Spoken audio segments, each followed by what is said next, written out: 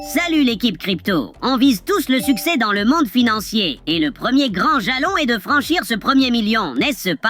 Alors, j'ai préparé quelques vidéos épiques pour y arriver. Vous êtes excités? Plongeons là-dedans. C'est formidable lorsque l'éducation financière commence à la maison, mais c'est encore mieux quand elle se concentre sur la pratique plutôt que sur la théorie, comme ici. Ah très bien les enfants, je veux m'assurer que vous serez riches quand vous serez grands. Voici 100 $, mais vous ne pouvez pas les dépenser. Trouvez un moyen de les faire fructifier. D'accord papa, qu'est-ce que tu vas faire de ton argent Timmy? Je vais juste le garder à la banque, ainsi il sera en sécurité et je ne le perdrai jamais. Et toi? Je vais l'investir. Je ne suis pas exactement sûr de l'endroit où je vais investir, mais je pense que ça va rapporter plus d'argent à long terme. Comment ça va les enfants? J'ai encore mes 100 $ à la banque. Ils m'ont même donné 2 $ en intérêt. Et toi Billy? J'ai investi dans quelques actions, mais le marché boursier a baissé et j'ai en fait perdu de l'argent. Ah, je t'avais bien dit que ma méthode était meilleure. Je vais juste continuer à épargner dorénavant. Ne te décourage pas. Tu as eu une mauvaise année, mais si tu continues à investir judicieusement, je suis sûr que tu réussiras à long terme. Alors, comment vont vos finances, les enfants? Je mets de côté 10% de mon salaire depuis que j'ai commencé à travailler et j'ai maintenant presque 200 000 $. J'économise la même somme, mais je l'investis à la place. Mon compte a maintenant plus de 473 000 $. Comment tu as autant d'argent? Je pensais que tu perdais de l'argent en investissant. Certaines années sont mauvaises, mais la plupart sont bonnes et la moyenne est d'environ 8% par an. Et si je continue comme ça pendant encore 8 ans, j'aurai plus d'1 million de $. Alors que toi, tu n'auras que 280 000 $. Oh mec, waouh! La prévoyance compte vraiment. Mais honnêtement, si mon père Hamster m'avait donné 100 $, je les aurais tous dépensés en fromage. Hé hé.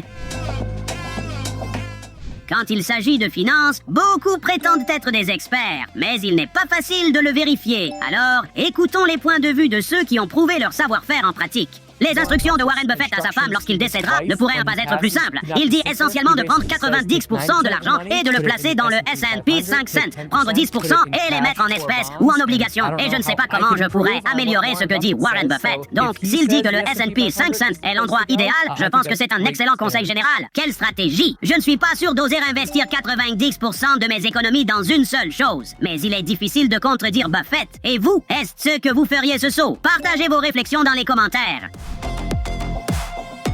Beaucoup attribuent le succès financier à de bonnes habitudes et à la discipline. Mais est-ce vraiment le cas? Voyons voir. J'ai bâti ma richesse sans lire un livre par semaine, sans faire mon lit, sans tenir un journal, sans routine matinale de 2 heures, sans renoncer à l'alcool, sans renoncer à Netflix, sans attendre de me marier et sans levier. Parce que la seule chose que vous devez vraiment faire, c'est trouver ce que les gens veulent, le leur vendre à un prix supérieur à ce qu'il vous a coûté à maintes reprises. Ça ne pourrait pas être plus simple. Je suis en partie d'accord. L'épaisseur de votre portefeuille ne dépend pas entièrement du nombre de tours que vous avez fait sur votre roue. Mais ce sont des choses que vous pouvez facilement combiner, non?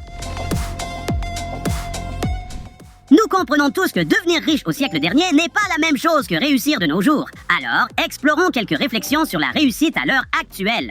Comment quelqu'un peut-il devenir millionnaire en 2024? 3 choses à propos de l'argent. Et croyez-moi, vous gagnerez énormément d'argent. Je gagne beaucoup d'argent. Premièrement, les gens dans le domaine de l'argent gagnent de l'argent. Ne l'oubliez jamais. À chaque fois que la richesse est transférée d'une main à l'autre, il y a quelqu'un au milieu qui aide à transférer cette richesse. Cette personne devient également riche. Numéro 2, vous devez posséder une entreprise. Je me moque de ce que tout le monde dit, parce qu'il y a 24 heures dans une journée. 8 heures, vous dormez. 8 heures, vous travaillez. Combien d'heures vous reste-t-il? Peu importe à quel point vous travaillez dur, vous ne deviendrez jamais millionnaire en faisant seulement votre travail. La troisième chose, il est plus difficile de passer de 0 à 100 000 $.